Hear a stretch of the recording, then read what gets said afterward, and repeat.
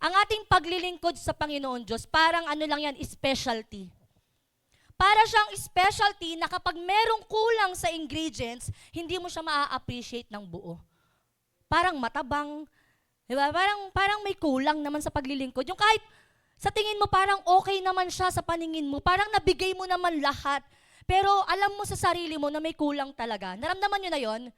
Yung pakiramdam na kahit pagod ka na, pero parang may kulang eh. Amen? Kasi po, ang reality po, sa paglilingkod natin sa Panginoon Diyos, hindi pwede yung style ni Mami Grace Tan Felix. Hindi pwede ang okay na to. Sa paglilingkod, pagdating sa paglilingkod, we need to make sure that our service to God is something very special. Everybody say, special. Diba? Kapag naglilingkod po tayo sa Panginoon Diyos, kapag naghahandog tayo sa Panginoon Diyos, we need to make sure that it is something that will be appreciated by God. It is something that will be meaningful to Him. Kasi kaya ka nga nagsiserve. Kaya ka nga naglilingkod. Para sa Diyos. Para ano? Para malugod ang Panginoon. Para mapasaya ang Panginoon Diyos. So aanhin mo yung service mo kung hindi mo naman pala napapangiti si Lord. Amen? Kung yung klase ng paglilingkod mo, hindi naman pala nun napapasaya si Lord, nagiging meaningless lang sa Diyos yung ginagawa mo. So what's the sense? Kahit araw-araw ka pa nandito, kahit ikaw pa yung may pinakamaraming ginagawa sa ministry, kung hindi naman masaya si Lord sa klase ng paglilingkod mo, anong sense? Amen? Kaya ngayon po yung pinakatatalakayin natin ngayon. What makes your service meaningful to God?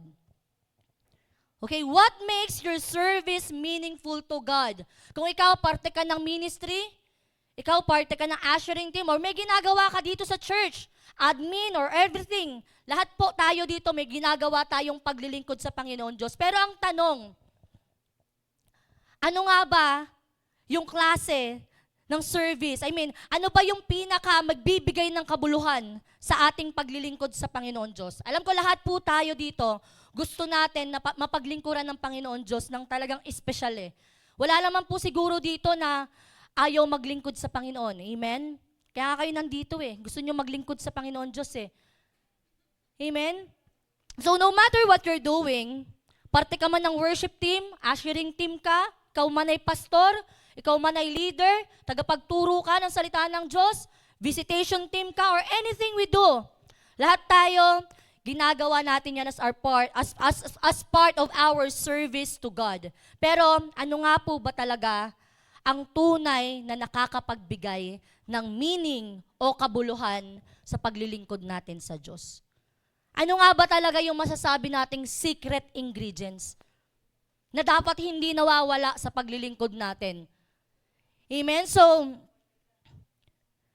to make your service meaningful to God, now I want you to open your Bibles with me in Revelation chapter 2, verses 1 hanggang 5. So, alam ko, pagkarinig nyo pa lang ng verse na to, alam nyo na kung ano ang ingredients. Okay? So, Revelation chapter 2, verses 1 hanggang 5. So, basahin po natin siya. Ayan. Okay, so basahin ko siya sa NASB. NLT pala itong nabitbit ko. Okay, so basahin ko siya sa NASB. Sabi dito, to the angel of the church in Ephesus write, the one who holds the 7 stars in his right hand, the one who walks among the 7 golden lampstands, says this, I know your deeds and your toil and perseverance, and that you cannot tolerate evil men. And you put to the test those who call themselves apostles, and they are not, and you found them to be false. And you have perseverance and have endured for my name's sake, and have not grown weary. Verse 4, but I have this against you, that you have left your first love. And verse 5, therefore remember from where you have fallen and repent, and do the deeds you did at first, or else I am coming to you and will remove your lampstand out of its place unless you repent. Amen? So, marami po sa atin, pamilyar na po sa mensahe ng message na ito, sa mensahe ng verse na to. But as we can see in this letter to the church of Ephesus, makikita natin na ang pinaka-in-address po talaga dito is yung kanilang tradition-bound Christianity. Kung saan, oo, itong church ng Ephesus, they remain faithful. Talagang nananatili po silang tapat sa lahat ng ginagawa nila para sa Panginoon Diyos. Pero anong sabi dito? Anong in-address ng Panginoong Jesus? Merong kulang eh. Meron kayong nakalimutan. Oo, na-appreciate ko lahat ng ginawa nyo. Oo, nakikita ko naman yung perseverance nyo eh. Nakikita ko naman yung katapatan nyo. Alam kong hindi kayo bibigay. Ilang beses na kayong nasubok, pero ito lang yung tanging concern ko sa inyo. You have left your first love. Amen? There's only one thing that they were lacking. At yung kinalimutan nila at yung kulang sa kanila, yun pa yung pinaka-importante. Kumbaga sa lahat ng ginagawa nila para kay Kristo, nawawala na yung secret ingredients, which is first love, which is love. Diba? Yung pagmamahal, yun yung nawala sa kanila, sa church ng Ephesus. Amen? And by the way, ang title nga po pala ng message natin ngayon is More Than Works. Yan, more than works. So more than any work, love is the most important offering that we could give to God. Lagi niyo pong tatandaan yan. Hindi yung excellence natin, hindi yung effort natin, hindi yung dami ng oras na nilalaan natin sa simbahan. Yung pinaka-importanteng bagay na pwede nating mai-offer sa Panginoon Diyos. Ito po yung pag-ibig natin. Because when love is missing in our service, even faithful service loses its meaning. Kahit gaano pa katindi yung effort mo, kahit gaano pa katindi yung sacrifices mo, kahit ang tindi mo mag-theology, kabisado mo lahat ng nakasulat sa Bible, sana all, di ba? Di ba? Kabisado mo lahat. Kapag may dumarating na mga nagpipreach ng false teaching, alam mo agad yun, ang dali-dali mo na-identify. Kapag wala ng love, nawawala ng saysay lahat ng ginagawa natin sa Panginoon. Kaya nga kung babalikan natin yung theme ngayon, hindi ko napapaligoy-liguyin pa. What makes your service meaningful to God? Ito po yung ating big idea. Always remember that God is after your heart more than the works of your hands. Mas mahalaga sa Panginoon Diyos yung laman ng puso natin, yung pagmamahal na lumalabas na nanggagaling sa mga puso natin kaysa sa mga ginagawa natin. Lagi po nating tatandaan yan, hindi naman po sa binabaliwala ng Diyos yung sipag natin sa paglilingkod. Pero nawawalan ng kabuluhan ng paglilingkod mo kung wala ng pag-ibig sa puso mo. Kumbaga, oo, na-appreciate naman ni Lord lahat ng gawa mo. Na-appreciate ni Lord yung sipag mo, yung pagtsatsaga mo. Kapag kami nagpe-persecute sa'yo, na-appreciate ni Lord na hindi ka basta-basta bumibitaw sa pananampalataya. Pero alam niyo po, iba pa rin talaga kapag yung ginagawa mong handog, yung ginagawa mong sakripisyo, yung pagtsatsaga mo, yung pagtitiis mo ay nanggagaling sa pusong nagmamahal. Katulad na lang po ng mensahe ng Panginoon Diyos sa Ephesus. Diba makikita naman talaga natin sa verse 2 to 3. So palabas nga po sa ating screen, verses 2 to 3. Sabi ng Lord dito, diba, I know your deeds. Alam ng Diyos lahat ng gawa mo. Nakikita ng Lord lahat ng yan. Na-appreciate niya. Lahat ng trabaho natin, lahat ng ginagawa natin. Katulad po sa Ephesus. Yung Ephesian Christian po, actually, they had the right theology. At yung theology nila, yung tamang doktrina nila, yung pagkakaunawa nila sa salita ng Diyos, talagang nakikita po yon sa perseverance nila at sa faithfulness nila. Thank you po, aking sister.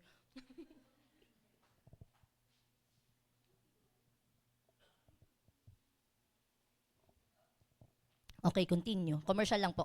Okay, so yun na nga, no? Again, yung Ephesian Church po, nakikita po yung kanilang tamang doktrina, yung mga theology nila, yung alam nila sa truth, sa pamamagitan ng talagang pagtsatsaga nila, ng perseverance nila, that even though maraming struggle, maraming trial, maraming persecution na dumadating sa kanila, ando dun po yung kanilang katapatan sa Panginoon Diyos. And alam niyo po, yung mga Ephesians din po, ano sila talagang ine-exercise nila yung disiplina. Hindi mo sila basta-basta mapapatolerate sa mga mali. Pag may nakikita silang mali, i-correct nila yan.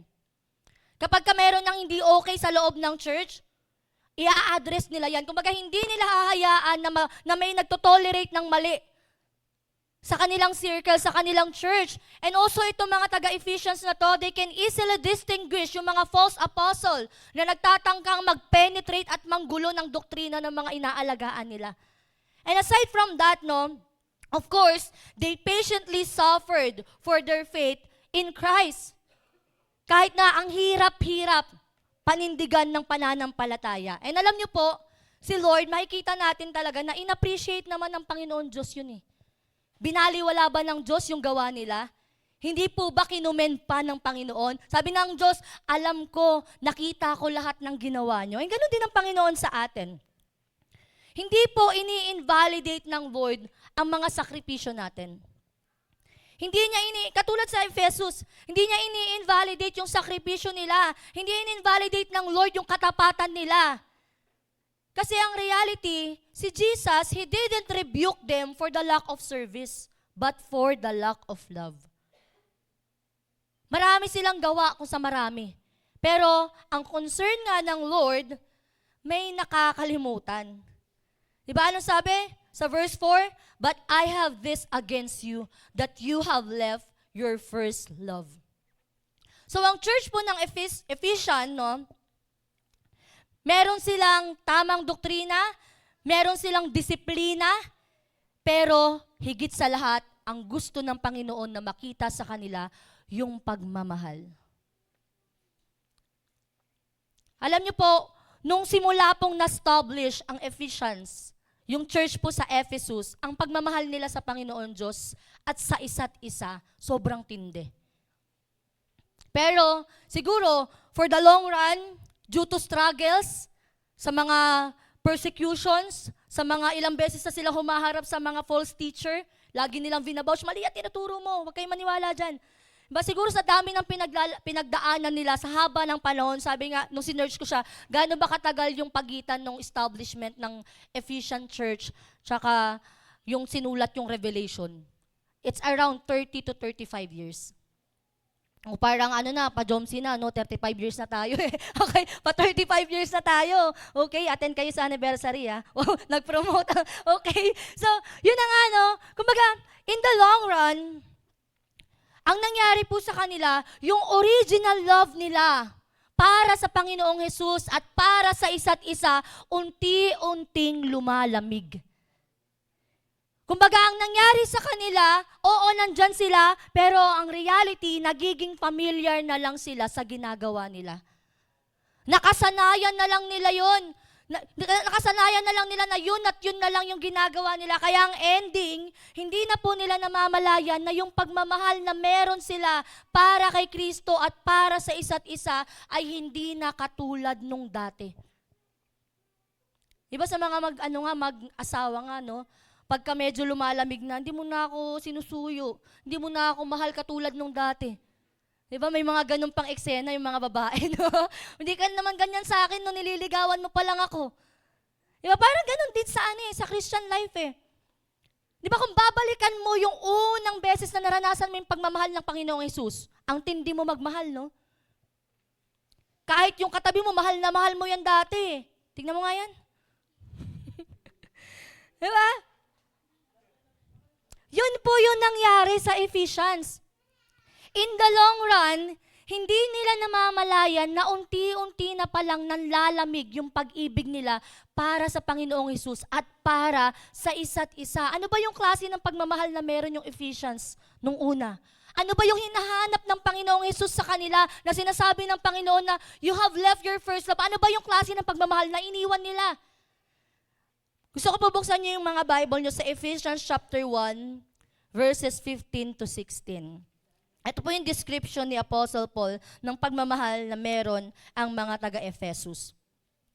Sabi po sa Ephesians chapter 1, verses 15 to 16, sabi dito ni Paul, for this reason, I too, having heard of the faith in the Lord, which exists among you and your love for all the saints. And verse 16, And I do not cease giving thanks for you while making mention of you in my prayer. So dito, no, ina-appreciate or kino-commend ni Apostle Paul na, alam nyo, kayo, sobrang na-appreciate ko yung pananampalataya nyo sa Panginoong Jesus. At saka yung pagmamahal nyo sa isa't isa, grabe, nagpapasalamat ako sa Panginoong Jesus kasi kitang-kita ko kung paano nyo minamahal yung isa't isa. Diba, hindi ko comment ni Paul yun kung hindi okay yun. So, ibig sabihin, yung pagmamahal nila sa Panginoong Diyos ay nag-o-overflow sa mga nakakasama nila sa loob ng church. Ganon pong klase yung pagmamahal na hinahanap ng Diyos sa kanila nung sinulat na tong Revelation. Ibig sabihin na wala na yung ganong klase ng pagmamahal. Wala na yung klase ng pagmamahal na nag-o-overflow hanggang sa kapatiran niya sa Panginoon Diyos.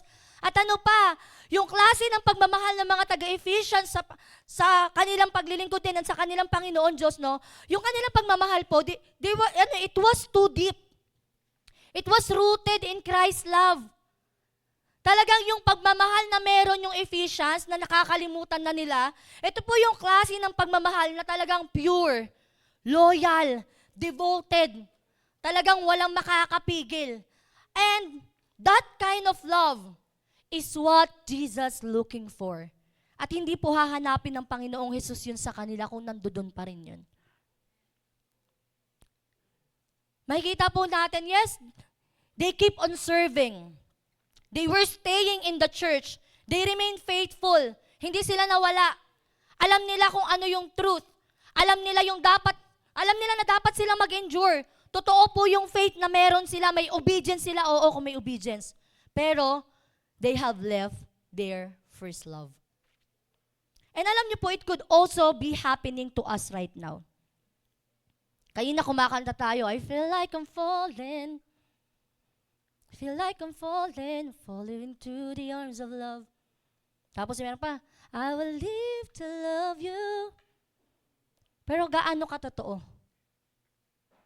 Gaano katotoo yung pagbigkas natin ng salita na yun? Paulit-ulit nga kaya tayong nai-in love sa Panginoon. Habang kinakanta natin yung I will live to love you, totoo kaya yung laman ng puso natin? Kasi sometimes yun po yung issue ng mga church ngayon. Pwedeng mangyari po dito sa Jomsi Church, sa atin ngayon, sa modern church, ang nangyari sa Ephesians. Pwede po itong fact na to that you can still be active in the ministry and yet distant in heart. Pwedeng, oo, andito ka, ang sipag mo. Andito ka sa loob ng church, perfect attendance mo, lahat na ng klase ng pagbo-volunteer, nagawa mo na.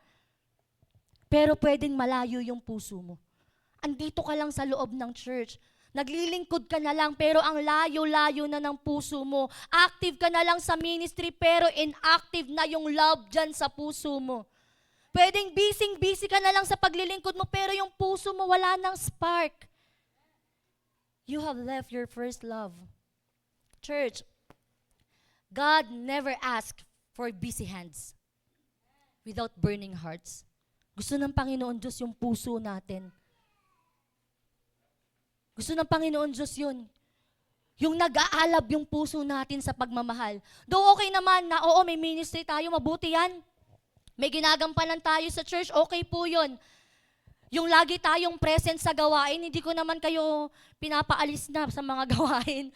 Diba? Okay po yun.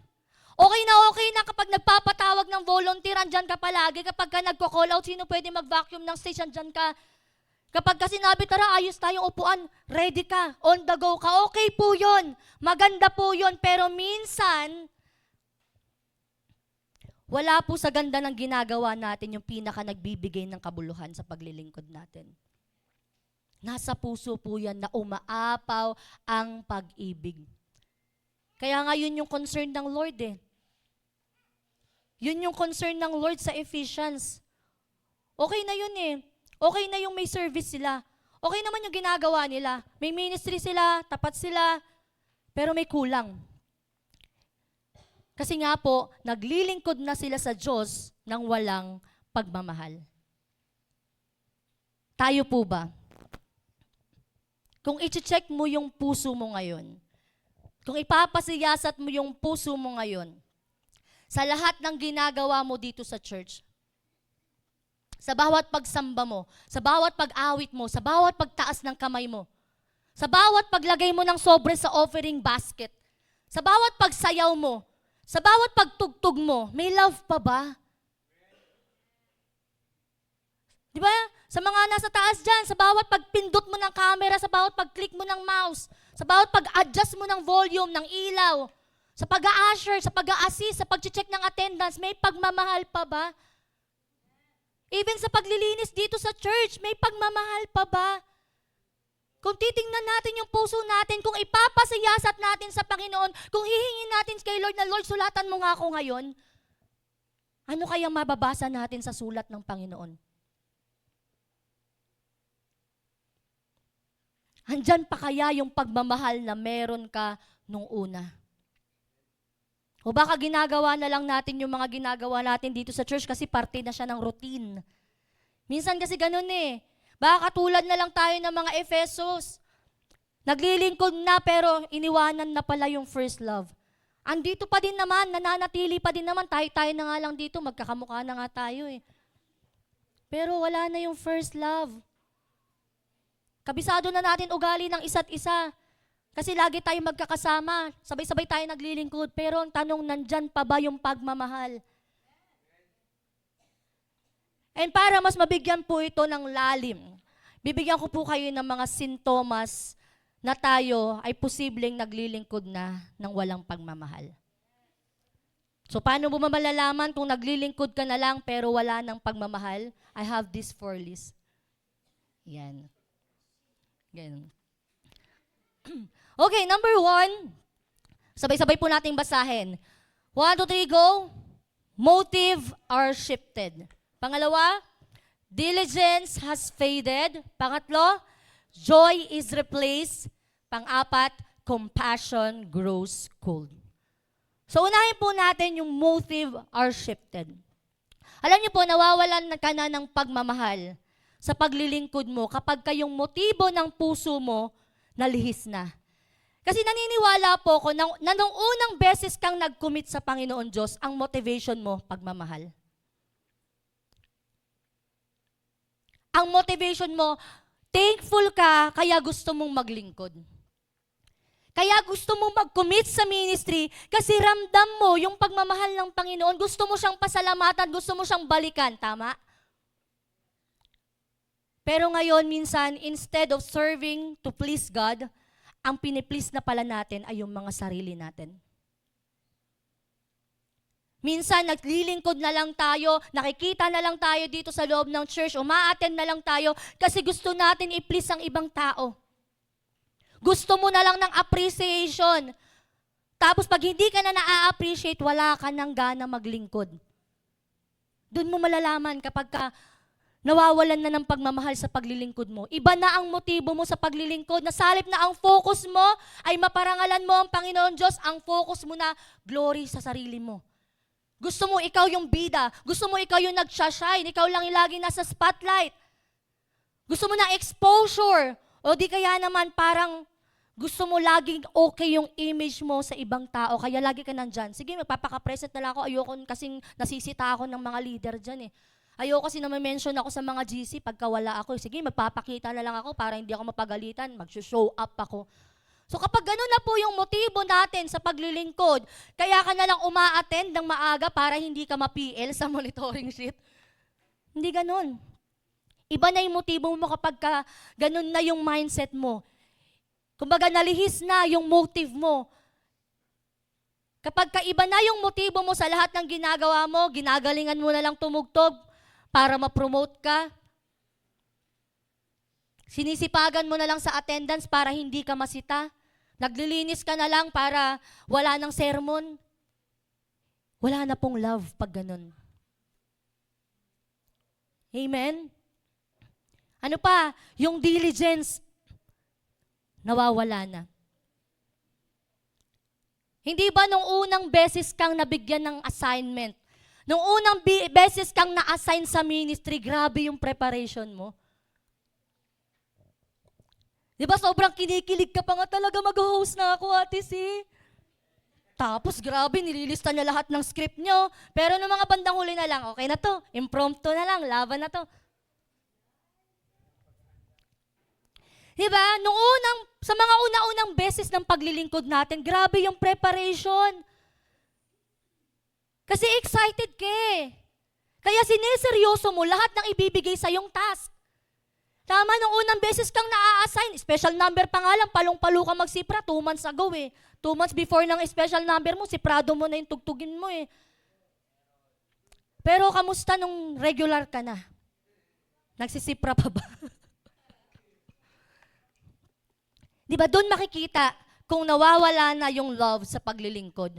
Hindi ka na katulad ng dati mag-prepare. Di ba? Imagine, dati ang galing mo mag-picture, talagang lahat ng angulo gusto mo makuha na, no? Ganun ka po. O dito naman. Pero nung matagal-tagal ka na sa ministry, isang kamay na lang. Okay na to. Pwede na yun. Tapos blurred yung wala na-upload si ate dyan, ha? Ganon, wala siya na-upload. Diba? Ano pa? Minsan kasi dati, no? Pag babalikan nyo yung dati, imagine, bago ka mag-ministry, grabe yung babad mo sa prayer and devotion kasi gagamitin ka. Kahit ushering ka nga lang eh. Kahit opening prayer ka nga lang, grabe, binabad mo. Yung 3 minutes mong opening prayer, binabad mo, pinag-fasting mo pa. Ganon ka mag-prepare dati. Pero ngayon, anyari. Lahat naging pagpapanggap na lang. Kapag ka tayo, hindi na natin inaayos yung ginagawa natin para sa Panginoon Diyos, hindi na natin inaayos yung preparation natin sa pagmi-ministry, basta may ma-produce ka na lang, basta okay na yon, hindi ka na naghahanda ng mabuti, ibig sabihin lang po nun, nawawala na yung pagmamahal. Hindi mo lang napapansin. Yung mga pinagkatiwala sa'yo ng Panginoon Diyos, hindi ka na consistent sa paggawa nun. Minsan okay, minsan hindi. Kapag napapansin mo na ganun na yung klase ng paglilingkod mo, check mo na sarili mo. Hindi na okay yung pagmamahal. Wala na, nawawala na, lumalamig na. Ano pa? Pangatlo, joy is replaced. Kagabi tinatanong ko yung asawa ko, sabi ko, para kami, nag-brainstorming kami. Kagabi ba yun? Nung isang gabi? Kasi nagpe-prepare ako eh. Sabi ko sa kanya, paano mo malalaman paano mo masasabi kapag naglilingkod ka na lang pero wala nang pagmamahal? Sabi niya, wag ganyan siya. Hindi ka na masaya. Totoo po yun. Kapag hindi ka na masaya sa ginagawa mo, wala na yung love. Instead of enjoying your ministry, nagiging burden na sa'yo. Ako na naman na-schedule. Ako na naman opening prayer. Kumbaga hindi ka na excited. Hindi ba dapat kapag binibigyan tayo ng mga assignment dito sa church, masayang-masaya tayo? Kaya lang ang nangyayari, kabaliktaran, ako na naman, bakit ako na naman? Nung nakaraan, ako na eh. Tapos ngayon ako ulit. Di pa naman ako nagreklamo na dyan. Pero minsan ganun, no? Minsan talaga ganun ang nangyayari. Hindi ka na masaya sa ginagawa mo kasi nga nawawala na yung pagmamahal. Instead na na-enjoy mo yung pinapagawa sa'yo ng Panginoon Diyos, nagiging burden na sa'yo. Nagiging duty na lang kasi nga kailangan mong gampanan eh. Wala kang choice, ikaw yung naka-assign. Instead na ma-enjoy mo yung paglilingkod mo, ang nangyayari, nababalot ka ng pressure, dapat ganito, dapat ganyan. Actually, yung preparation, preparation ng line-up, preparation ng preaching, preparation sa mga opening prayer, lahat ng gagawin, hosting, dapat hindi yan burden eh. Dapat nga enjoy mo yan habang nagpe-prepare ka eh. And alam niyo po, kapag ine-enjoy nyo yan, habang nagpe-prepare kayo, mas makakapag-isip kayo ng ayos. Mas may revelation. Bakit? Nakikita ng Lord yung diligence nyo. Nakikita ng Lord na masaya ka na tinanggap mo yung trabaho na yun. So kapag pressured ka na lang, burn out ka na, bombarded ka na lang kasi sunod-sunod yung schedule mo, check mo puso mo. Baka wala ng love. Kasi minsan sa atin po, no, church, alam niyo po, minsan nakakalimutan natin yung simplicity ng paglilingkod sa Panginoon eh. Actually, simple lang po maglingkod sa Panginoon. Just do it with love. Yun yung nakakalimutan natin. Nakakalimutan natin yung main ingredients. Simple lang maglingkod. Again, do it with love. Kapag na-assign ka mag-opening prayer, Tanggapin mo ng may pagmamahal. Tingnan mo kung paano ka mag-prepare. Kapag na-assign ka sa pagpipreach sa mga exhortation, sa mga BPM, worship team exhortation, ang tawag doon, mentoring, pag tinanggap mo yan ng may pagmamahal, excited ka pang magturo. Tapos ang mangyayari, pagpipray mo pa yung mga tao, Lord, bigay mo sa akin kung ano yung kailangan nila. Hindi lang yung gusto kong ituro. Amen? Huwag natin kalimutan na simple lang maglingkod.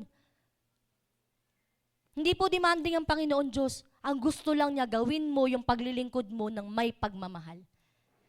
Amen? And lastly, compassion grows cold. Ito actually, minsan sa sobrang busy natin, ito na yung nakakalimutan natin. Alam niyo po ba, loving God is also loving His people. Hindi pwedeng mahal mo lang ang Diyos na sasabihin mo ayaw mo sa katabi mo. We are meant to love one another. Pero minsan, ang nangyayari, salip na mahalin mo ang kapwa mo, salip na mahalin mo ang kapatid mo sa pananampalataya, panay kang attitude. Sinusungitan mo palagi. Hatred yung nararamdaman mo, jealousy, slandering, chinichismis mo. Salip na pakitaan mo ng pagmamahal, anong ginagawa mo? Inaaway mo. Na para bang kalaban mo lahat, no? Kalaban mo. Kalaban mo sila. Diba? Hindi ganun. Dapat love lang. Mahalin mo. Yakapin mo ngayon katabi mo, lalaki sa lalaki, babae sa babae. Diba? Dapat minamahal po natin ang isa't isa. Amen? Huwag natin kalimutan yan. Huwag niyo i-chismis yung katabi niyo. Amen? Huwag natin hayaan na yung pagmamahal natin sa isa't isa ay lumamig. Amen? Alam niyo po, no? Oh, listen. Children, masyado sila na-carried away sa pag-hub nila kasi naramdaman nila, ay, mahal ko pala tong kapatid ko na to. Diba? Alam niyo po, no, mga kapatid, baliwala po yung nagsasama-sama tayo dito para maglingkod kung hindi na natin mahal yung isa't isa. Diba? So, sige, palakpakan po natin si Lord. Kasi ang hirap, no? Imagine we are doing godly things. We are serving in the kingdom of God. Tama naman yung ginagawa natin, kaya lang minsan hindi tayo nakikitaan ng compassion. Nakakalimutan natin. Our works in the kingdom of God must be an overflow of our love for God. At kasama pong mag-overflow doon yung pagmamahal natin sa kapwa natin. Amen? Kaya nga po, no, iba yung mga senyales na yan, kung napapansin mo na sa sarili mo, na may mga senyalis ka na, magpa-diagnose ka na, magpa-check up ka na, magpag-gamot na, okay? Magpa-counseling na, open na yung office, gano'n. Diba? Pero kapag ka nakikita mo na sa sarili mo na, parang ano na, iba na yung motive ko ah. Parang hindi na ako kasing diligence nung una. Parang hindi na ako seryoso sa ginagawa ko. Parang binabasta-basta ko na lang yung paglilingkod ko ah. Parang lagi na akong irritable kay brother. Parang lagi na akong irritable sa nakikita ko sa stage. Bakit parang hindi na ako masaya sa ginagawa ko? Sintomas po yan na nawawala na yung pagmamahal sa paglilingkod mo. Amen? Kaya kapag tayo po, no, kung tayo man po ay naglilingkod dito sa church, nagsisimba tayo dito sa church, no, at gumagalaw tayo sa loob ng church, pero wala namang pagmamahal, alam niyo po ang resulta, pwedeng nagiging productive ka na lang, pero hindi ka na effective. Amen? Pwedeng busy ka na lang, pero empty ka pa din. Pwedeng pagod ka na lang, but there's no real fulfillment. Alam mong hindi natutuwa si Lord. Yung parang may kulang, pinagod mo lang yung sarili mo. Amen? So mahirap po kapag naging ganong klase tayo ng church. Mahirap kapag yung mga nakikita nyo dito, nagmi-ministry, kumakanta, nagtataas ng kamay, is productive na lang pala. Pero wala nang impact. Wala nang effectivity. Ang hirap po ng ganon kasi nga wala nang love. And again, sabi ko nga kanina, when love is missing, even faithful service loses its meaning. Nawawalan ng kabuluhan. Kapag wala ng love, Lahat ng mga services natin became an empty sacrifice. Kasi nga po ang Panginoon Diyos, He is searching our heart. He is looking after our heart. God is after our heart more than the works of our hands. Mas naa-appreciate ng Panginoon Diyos kung tayo magmi-ministry tayo ng may pagmamahal. Again, hindi niya ini-invalidate yung paglilingkod mo. Hindi niya ini-invalidate na handito ka pa rin ngayon sa church. Hindi niya ini-invalidate kung faithful ka sa theology. Kaya lang, hindi niya ma-appreciate yung ginagawa mo kung walang pagmamahal.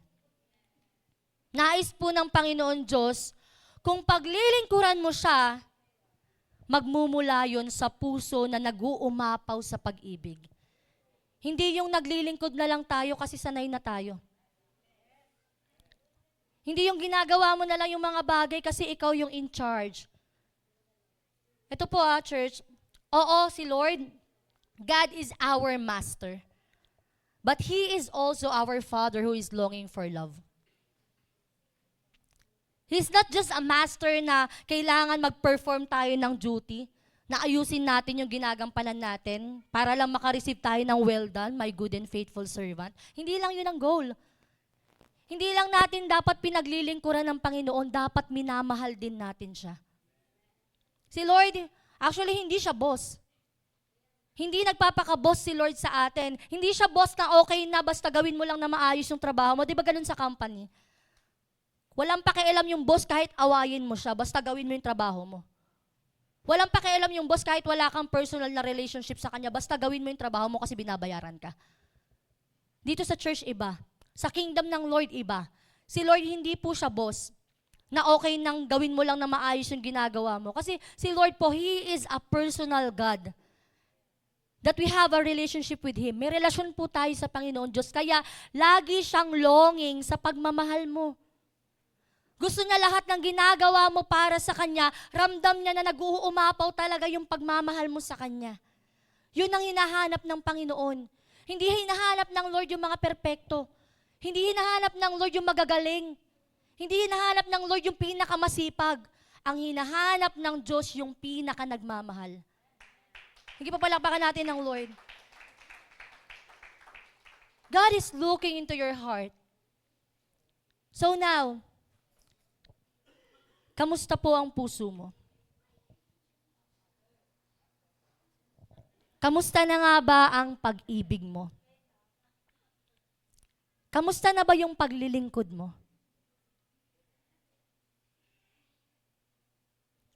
Ito gusto ko po itanong sa lahat po ng mga naglilingkod dito. What if tanggalin ni Lord yung ministry na meron ka ngayon? What if lahat tayo dito hindi natin kailangan mag-ministry? Mananatili pa rin kaya yung pag-ibig natin sa Kanya? What if wala ka nang ginagawa dito sa church? Same pa rin kaya yung alab? Mamahalin mo pa rin kaya siya? Again, notice po natin yung sinabi ng Lord sa verse 4. You have left your first love. Alam niyo po yung first love? Actually, hindi po yan basta-basta nawawala. Hindi naman yan basta nawawala ng isang iglap lang. Gradually po yan. Unti-unti yan nawawala. Hindi yan yung pagka ngayon maalab ka, tas kinabukasan hindi ka na agad maalab. Hindi ganun yun. Minsan kasi ang nangyayari po talaga sa church, minsan masyado na tayong pamilyar sa ginagawa natin para sa Panginoon. Minsan masyado na po tayong sanay. Kabisado mo na yung pasikot-sikot ng paglilingkod. Minsan hindi na natin namamalayan, iniiwanan na pala natin yung pagmamahal natin. Ang dala-dala mo na lang every time na pumupunta ka dito sa church, responsibility. Ang dala-dala mo na lang every time na pumupunta ka dito sa church, yung task mo. Oy, ako opening prayer ngayon. Pupunta ka, na prepared ka, sa mindset mo na lang, pero hindi na sa puso. Alam mo na lang yung schedule mo.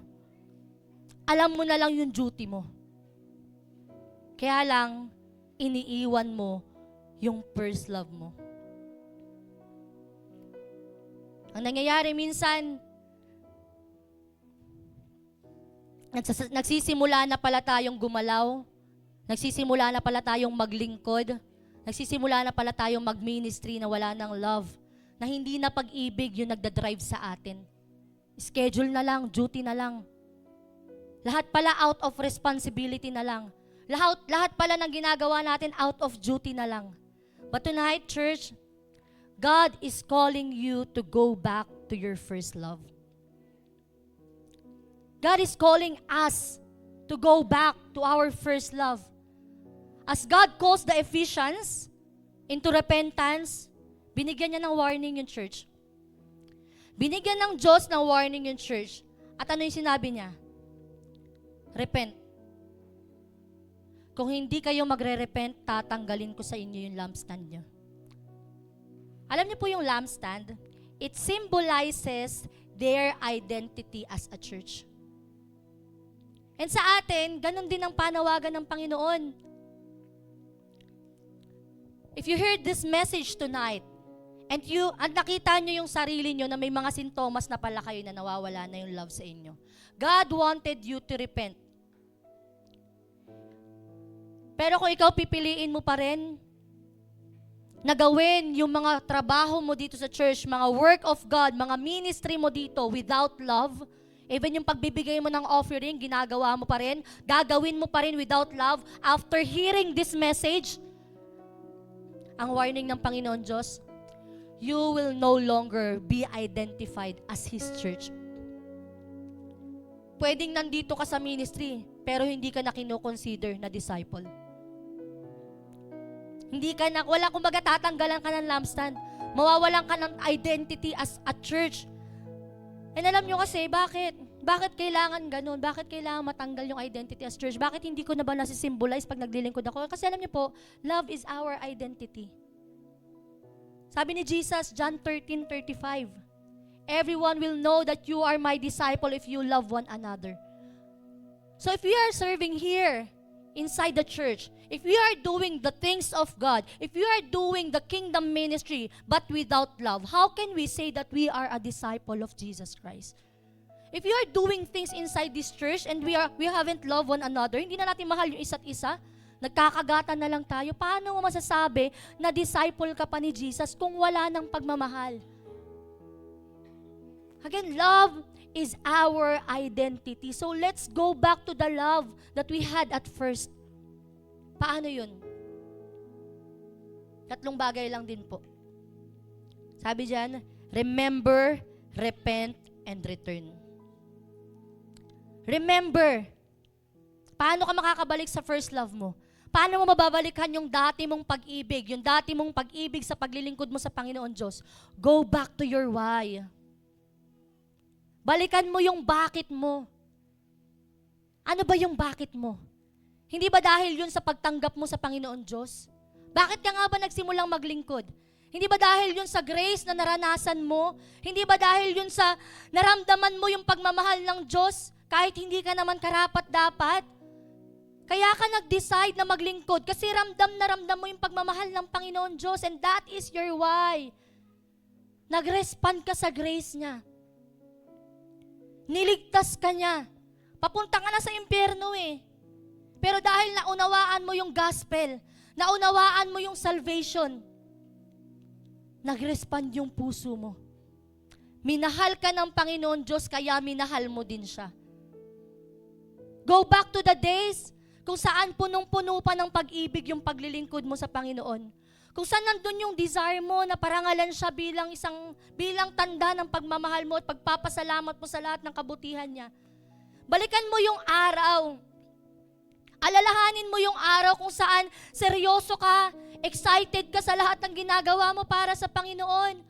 Alalahanin mo yung araw na sobrang nag-e-enjoy ka pa sa paglilingkod mo. Alalahanin mo lahat.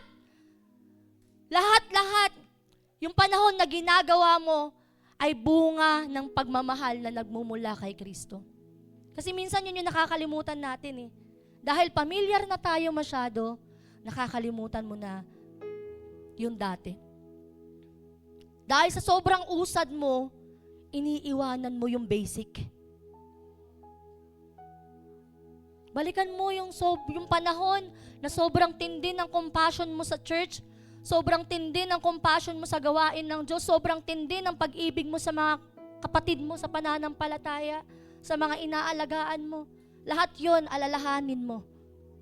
Lahat yon alalahanin mo. Baka nakakalimot lang tayo. And pangalawa, repent. Ihingi mo ng tawad sa Diyos lahat ng naging paglilingkod mo na hindi nabunga ng pagmamahal. Ihingi mo ng tawad sa Diyos yung lahat ng naging paglilingkod mo na selfish motive ka na lang. Ihingi mo ngayon ng tawad sa Diyos lahat ng ginawa mo. Lahat ng ministry na ginampanan mo na hindi mo na sineryoso.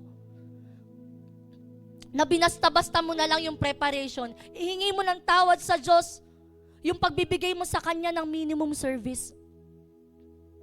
Na napipilitan ka na lang bumangon kasi required. Ihingi mo ng tawad sa Panginoon Diyos yun. Ihingi mo ng tawad sa Panginoon Diyos kung nagde-devotion ka na lang kasi alam mong i-check. Ihingi mo ng tawad sa Panginoon Diyos kung nananalangin ka na lang kung tuwing gagamitin ka sa ministry. O kung minsan nakukuha mong tumayo nang wala ka man lang prayer at devotion. Ihingi mo ng tawad sa Panginoon Diyos yun. And lastly, ihingi mo ng tawad sa Diyos yung mga pagkakataon na hindi na pagmamahal ang naipaparamdam mo sa kapatid mo. Wala na yung fruit sa behavior mo. Yung mga panahon na salip na mabless sa'yo yung mga tao sa paligid mo, nakasakit ka. Ihingi mo ng tawad sa Panginoon yun. And lastly, return. Do the things you did at first. Gawin mo ulit. Maging dependent ka ulit sa Panginoon. Huwag sa sarili mo. Ask the Holy Spirit to help you by His grace to do the first works. Kung nawalan ka ng pagmamahal sa paglilingkod mo, balik ka lang. Maglingkod ka pa rin. But by this time, tindihan mo ang pagmamahal mo sa lahat ng ginagawa mo. Sabi nga po ng 1 Corinthians chapter 16:14, let everything you do be done in love. Huwag mong hayaan na maglilingkod ka. Huwag mong hayaan na meron kang gagawin na may kinalaman sa Diyos na wala ng pagmamahal. At higit po sa lahat, balik ka sa unang nagmahal sa'yo. Balik ka sa presence ni Lord. Balik ka sa prayer and devotion. Balik ka sa genuine heart of worship. Kasi sa totoo lang po, nawawala lang po ang first love. Nawawala lang yung love sa bawat ginagawa natin kapag nakakalimutan na natin na maglaan ng panahon sa source of love, which is God Himself. God Himself is love. Balik ka sa basic. Minsan gusto lang ng Lord is just to be with Him. Minsan ang nakakalimutan natin, kaya nawawala lahat ng pagmamahal, kasi nakakalimutan na nating mag-enjoy sa presensya ng Panginoon. So we need to enjoy having fellowship with God after hearing this message. So I want you all to stand and let us worship the Lord together. And habang tayo po'y nag-worship, patuloy po nating i-meditate yung mga narinig nating salita ngayon. At hayaan po natin na mangusap sa atin ang banal na Espiritu ng Diyos. Hingi natin ng tawad lahat-lahat ng ginawa natin na wala ng pagmamahal. Habang tayo nagpupuri sa Panginoon, maging bukas lang po tayo. Ang puso, isipan, lahat sa atin. Surrender natin sa Panginoon. Come on, church.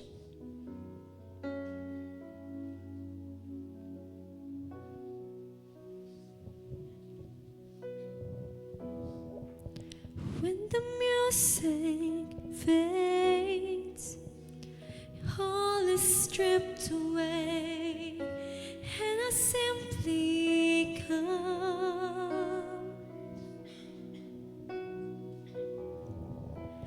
longing just to bring something that's of worth, that will bless your heart. Sing with all your heart. I'll bring you more than a song, for a song in itself. It's not what you have required. You've searched much deeper within to the way things appear. You look into my heart, So I'm coming back. and I'm coming back to the heart of worship when it's all about you. It's all about you, Jesus. I'm sorry, Lord, for the things I made it when it's all about you.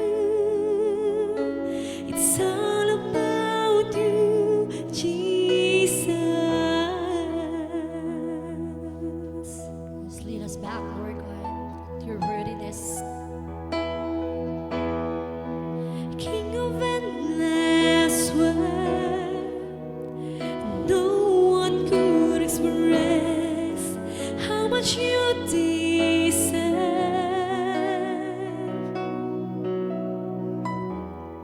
And though I'm weak and poor, and all I have is yours, every single breath. So we sing. And I'll bring you more than a song, for a song in itself. It's not what you have required. Sige po, patuloy tayo magpasiyasan sa You search Panginoon. much deeper within to the way things appear. You look into my heart, and I'm going back to the heart of worship when it's all about you. It's all about you, Jesus. I'm sorry, Lord, for the things I made it when it's all about you. Come on, keep singing this as your It's personal all prayer to the about Lord. you, We're coming back to the heart of Jesus. worship. I'm going back to the heart Oh, Jesus. of worship Praise you, Lord. when it's all about you. It's all about you, Jesus. I'm sorry, Lord, for the things I made it when it's all about you. It's all about you, Jesus. Ipatuloy natin buksan ang ating mga puso sa Panginoon. Speak to our God. Surrender everything. Lahat ng complacency. Lahat ng mga wrong motives. Kung nawawalan ka na ng joy sa paglilingkod mo, surrender mo sa Panginoon Diyos yan lahat ngayon. At muli hingin mo yung grace niya. Dumepende ka sa habag niya. Dumepende ka sa leading niya. Nang sa gayon sa paglilingkod mo, magmula ito sa pusong nag-uumapaw sa pagmamahal. Hallelujah! Come on, church! Keep singing, keep seeking, keep asking God to move. Into my heart, you're looking into my heart, you're looking into my heart. Hallelujah! Wala tayong may tatago sa Panginoon. Kitang-kita ng lahat. So this is the time for you to blot it out before the presence of the Lord. Aminin mo lahat. Surrender mo lahat. Sabihin mo lahat sa Panginoon. And ask for His grace. And I'll bring you more than a song. I'll bring you more than a song. More than a song. I'll bring you more than a song. I'll bring you more than a song. More than a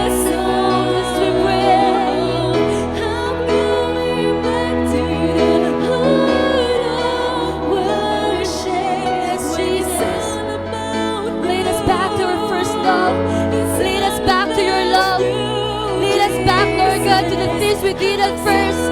Kung saan, Panginoon, ikaw lang yung mahalaga. Kung saan, ikaw lang yung pinakamahalaga, Panginoon. Ibalik mo kami sa dati, O Diyos. Ibalik mo kami sa unang pag-ibig, Panginoon.